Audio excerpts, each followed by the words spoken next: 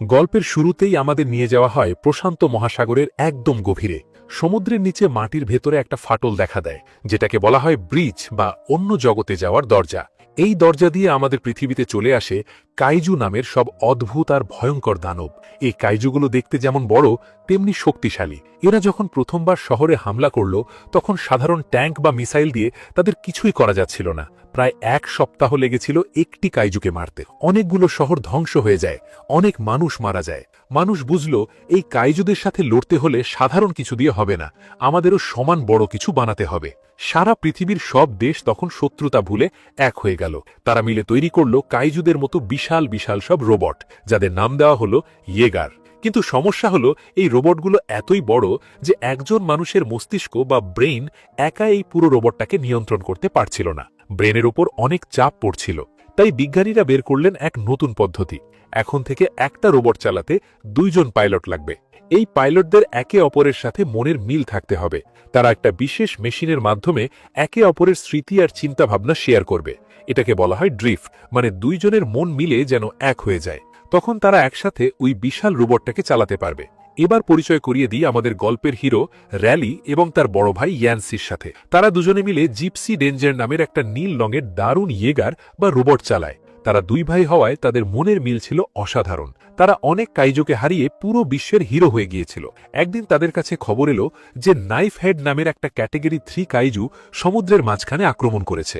Martial striker নামের লোকটি ছিল ইয়েগার প্রোগ্রামের সবকিছুর বস। তিনি 2 ভাইকে আদেশ দিলেন শুধু জায়গাটা পাহারা দিতে। কিন্তু র্যালি আর ইয়ান্সি দেখল একটা মাছ ধরার নৌকায় 10 জন মানুষ আছে এবং কাইজুটা তাদের দিকেই যাচ্ছে। মানুষদের বাঁচাতে তারা মার্শালের কথা অমান্য করে এগিয়ে গেল। সমুদ্রের বিশাল বিশাল ঢেউ উঠছে, চারদিকে ঝড়ো বৃষ্টি।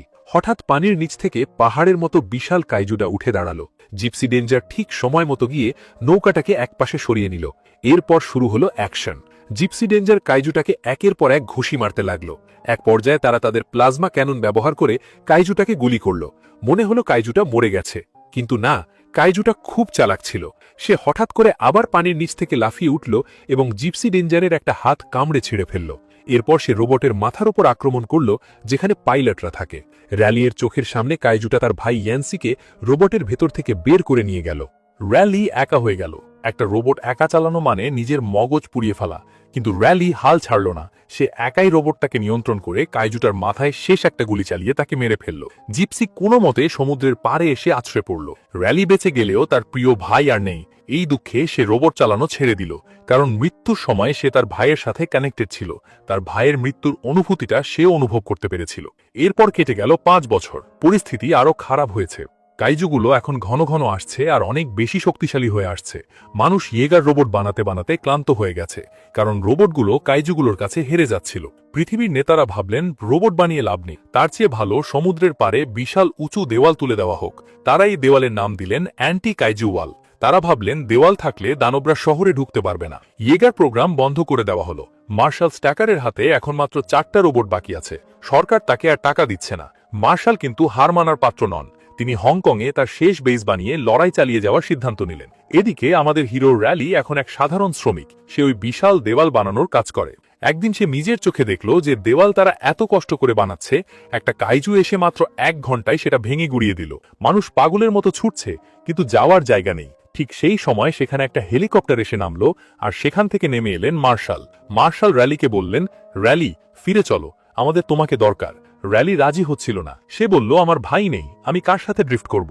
আমি একা পারবো না। মার্শাল তখন একটা দারুণ কথা বললেন। তিনি বললেন, তুমি কোথায় মরতে চাও? এই ইঁদুরের মতো দেওয়াল বানাতে বানাতে, নাকি একটা ইয়েগারের ভেতরেই বীরের মতো লড়াই করতে করতে? এই কথা শুনে র্যালির ভেতরে আবার সেই পুরনো তেজ ফিরে এলো। সে রাজি হয়ে গেল। র্যালি আর মার্শাল পৌঁছালেন হংকংয়ে সেই গোপন বেসে। সেখানে গিয়ে র্যালি দেখল পৃথিবীর সেরা 4টি ইয়েগার আর তাদের পাইলটদের। ক্রিমসন টাইফুন চীন থেকে আসা রোবট। এটা চালাতে 3 জন মানুষ লাগে, কারণ এর 3টা হাত। চেনো আলফা রাশিয়া থেকে আসা বিশাল রোবট।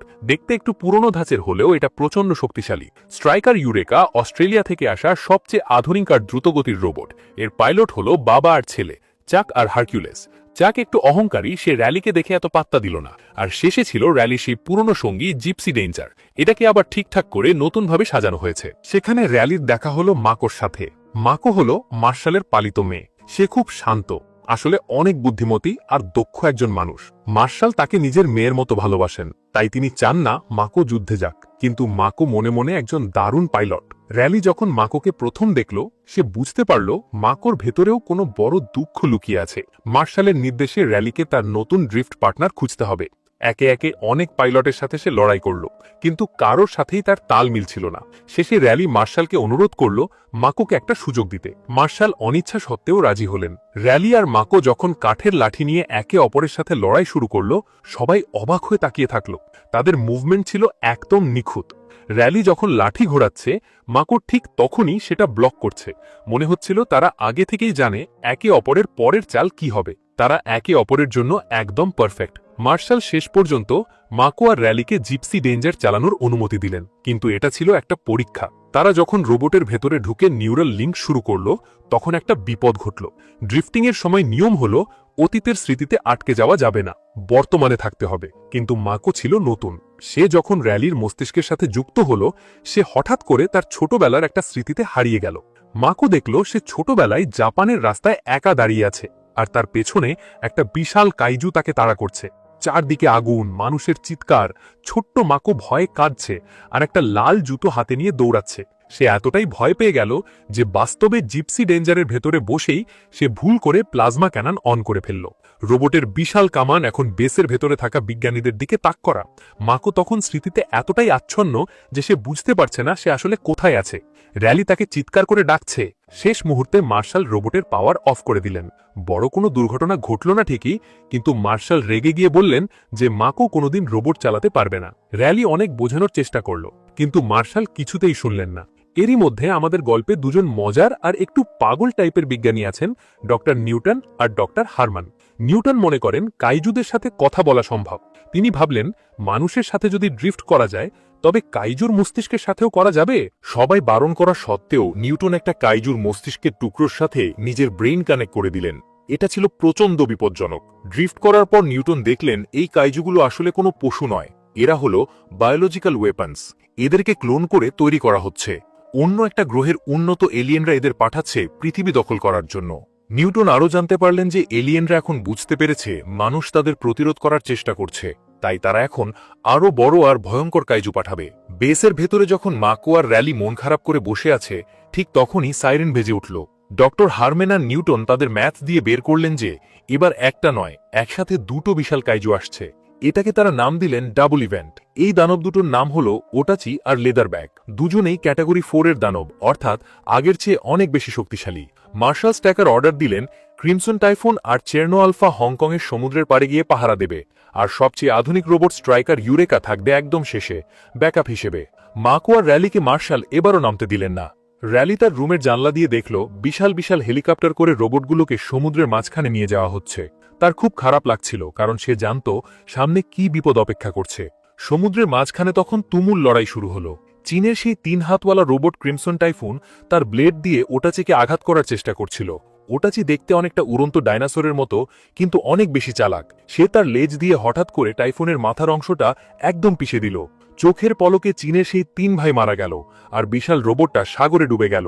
রাশিয়ার রোবট চেরনো আলফা তখন ওটাচিকে জাপতে ধরল, কিন্তু ওটাচি এক অদ্ভুত কাজ করল। সে তার মুখ থেকে নীল রঙের অ্যাসিড ছুড়ে মারল।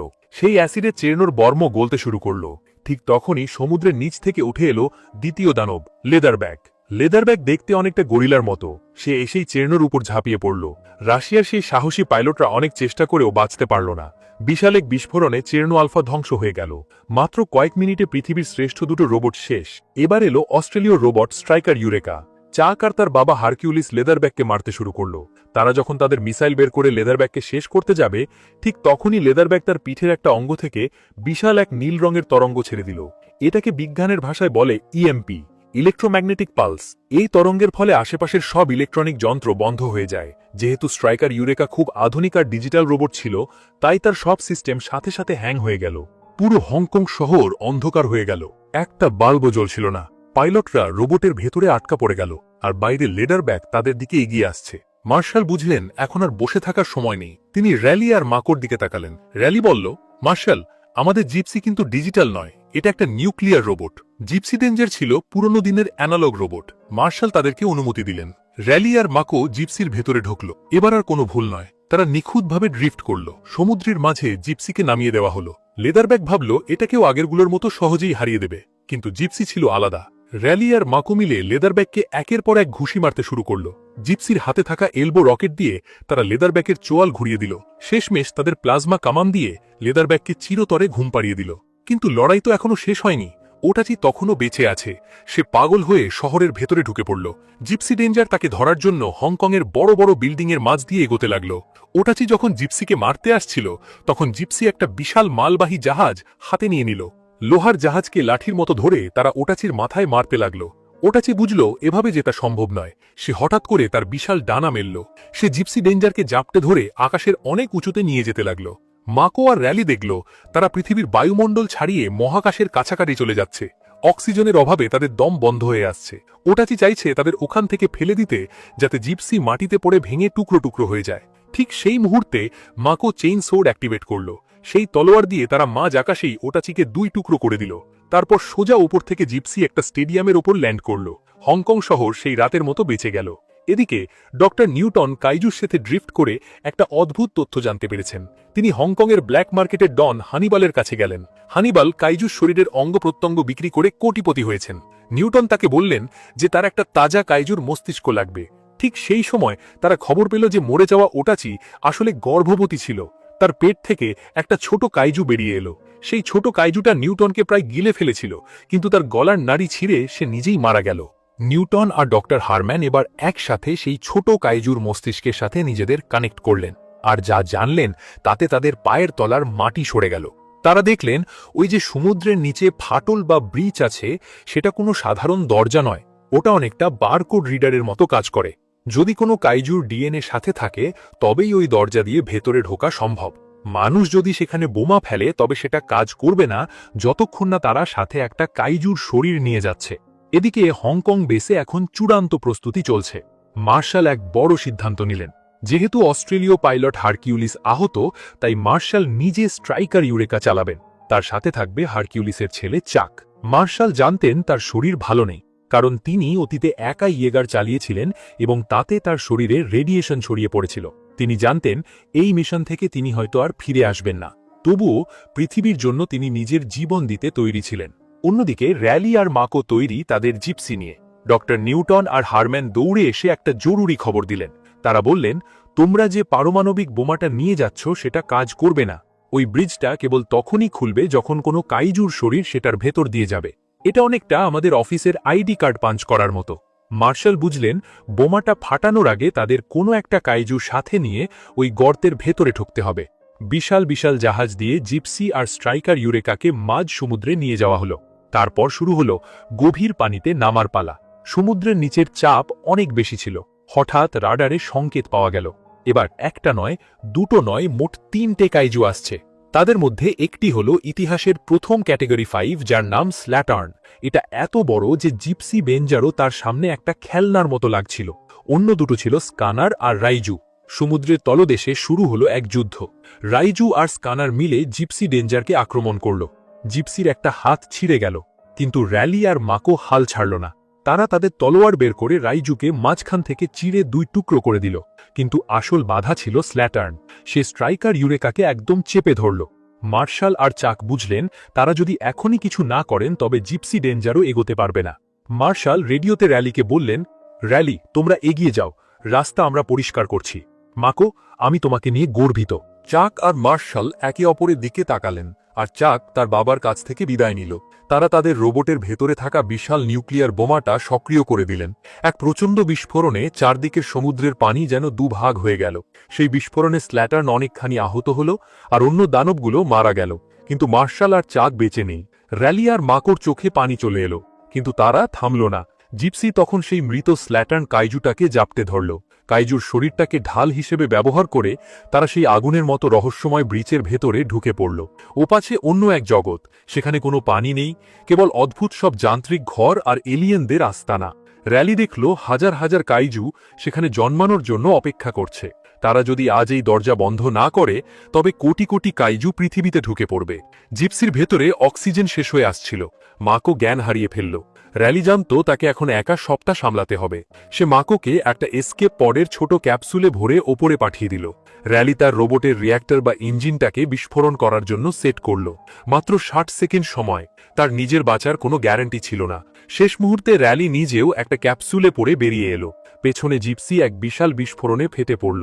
সেই আগুনের গোলায় এলিয়েনদের পুরো আস্তানা আর ওই ভয়ঙ্কর দরজাটা চিরতরে বন্ধ হয়ে গেল। সমুদ্রের শান্ত নীল জলে একটা ক্যাপসুল ভেসে উঠল। ভেতরে মাকো চোখ খুলে দেখল সে বেঁচে আছে। সে পাগলের মতো চারদিকে খুঁজতে লাগলো র্যালিকে। ঠিক তখনই একটু দূরে আর একটা ক্যাপসুল ভেসে উঠল। র্যালি ভেতর থেকে বেরিয়ে বড় করে নিঃশ্বাস নিল। সেও বেঁচে আছে। মাকো আর র্যালি একে অপরকে জড়িয়ে ধরল। তারা আজ শুধু একে অপরকে নয়, পুরো পৃথিবীকে বাঁচিয়েছে। আকাশ থেকে হেলিকপ্টার আসছে তাদের উদ্ধার করতে। তো এই ছিল প্যাসিফিক রিম মুভিটির গল্প। আপনাদের কাছে কোন ইয়েগার রোবটটি ভালো লেগেছে? আপনি পাইলট হলে কোনটাকে বেছে নিতেন, জিপসি ডেঞ্জার নাকি স্ট্রাইকার ইউরেকা? আপনার উত্তরটি অবশ্যই কমেন্ট করে জানাতে ভুলবেন না।